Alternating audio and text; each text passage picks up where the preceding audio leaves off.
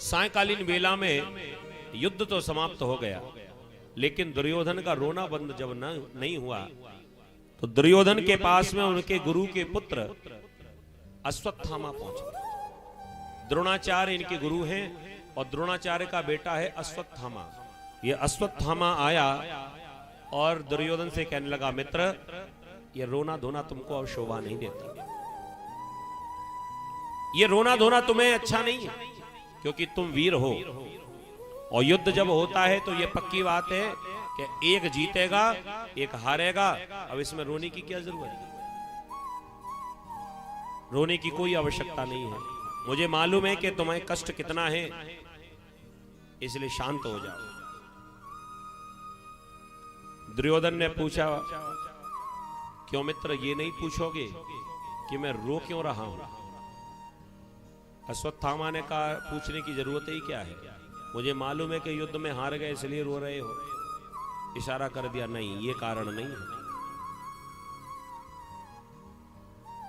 तो हो सकता है अपने भाइयों की याद करके रो रहे हो। ये 100 भाई थे, 99 समाप्त हो गए, हो सकता है अपने भाइयों की याद करके रोते होंगे। इशारा कर दिया, नहीं।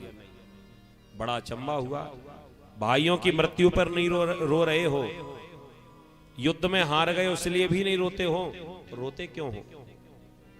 तब दुर्योधन ने कहा कि मेरे रोने का कारण यह है कि वो 5 भाई और हम 100 भाई, हम 100 में से एक बचे नहीं और 5 में से एक भी मरा नहीं। बस मुझे कष्ट इस बात का है कि मेरा इतना नुकसान हुआ, थोड़ा सा सामने वाली पार्टी का भी हो जाता, कम से कम एक ही मर जाता। एक भी नहीं मरा, 5 के 5 जैसे के तैसे। कल भी कहा था हमने प्यारे, ये संसार का बड़ा भारी कष्ट है। आज के समय में जीव जितना अपने दुखों से दुखी नहीं है, जितना पड़ोसी के सुख से दुखी है। हमारा कितना भी नुकसान हो जाए कोई बात नहीं, लेकिन सामने वाला सुखी नहीं रहना चाहिए। अश्वत्थामा ने समझाया कि भैया अब जो हुआ सो हो गया, होना था। और मैंने कितनी बार तुम्हें समझाया था कि देखो भूल कर रहे हो, सेनापति मुझे बनाओ तो तुम्हारी जीत होगी, लेकिन तुमने जानबूझकर सेना की बागडोर और भीष्म पितामह के हाथ में दी। वो तो मनी मन पांडवों से प्रेम करते थे, हमें लगता है कि तुम्हें जानबूझकर ये युद्ध हरवाया गया, तुम्हारे साथ बेईमानी हुई है, छल हुआ है तुम्हारे साथ। दुर्योधन कहने लगा, अब जो हुआ सो हुआ, लेकिन मित्र क्या तुम मेरी एक अंतिम इच्छा पूरी कर सकते हो? कौन सी? कह दिया, मैं अपने सामने एक पांडव को मरा हुआ देखना चाहता हूं। तुम जाओ, किसी भी एक पांडव का सिर काटकर मेरे पास ले आओ। जब एक पांडव को मरा हुआ देख लूंगा तो मेरी आत्मा को भी शांति मिलेगी। बस मेरी यही अंतिम इच्छा है, क्या ये काम कर सकते हो? अश्वत्थामा ने मन में सोचा, युद्ध करके हराकर उनका सिर तो काट नहीं सकता, क्योंकि जो काम हमारे पिताजी नहीं कर पाए मैं कहां से करूंगा, लेकिन छल से ये काम कर सकता हूं। कैसे? मन में सोचा, जब रात्रि में सो जाएंगे तो सोते हुए पांडवों के सिर काट दूंगा, कौन देखने आ रहा है। और धर्म ये कहता है कि सूर्यास्त के बाद में चाहे कितना बड़ा भी शत्रु क्यों ना हो, युद्ध नहीं हो सकता।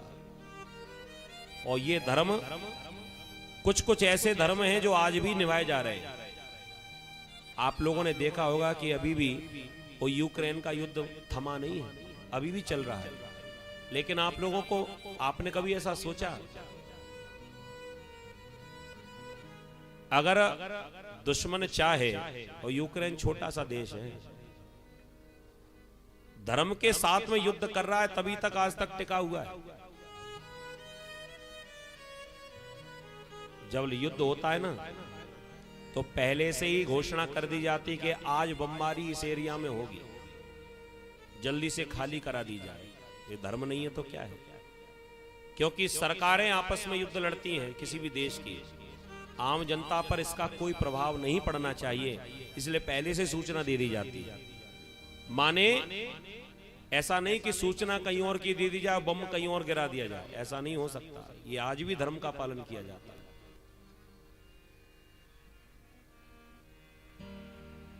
तो आज भी, उस समय भी, पहले भी ये नियम थे।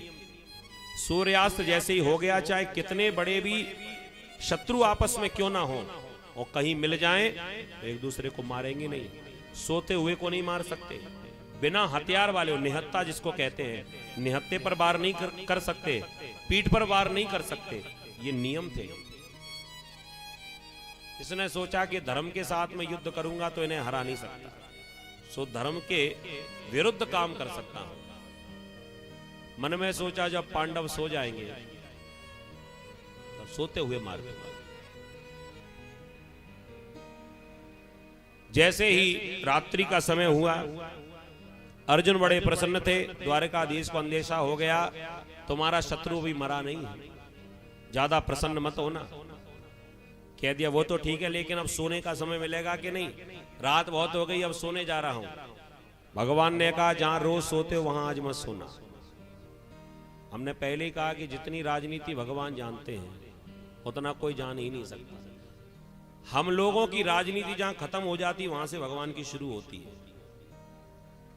अर्जुन में ऐसे बड़े योद्धा वो भी नहीं समझ पाए, और जब सोने जाने लगे तो भगवान ने रोक दिया, मत जाओ, तुम्हारी बहुत बड़ी जीत हुई है।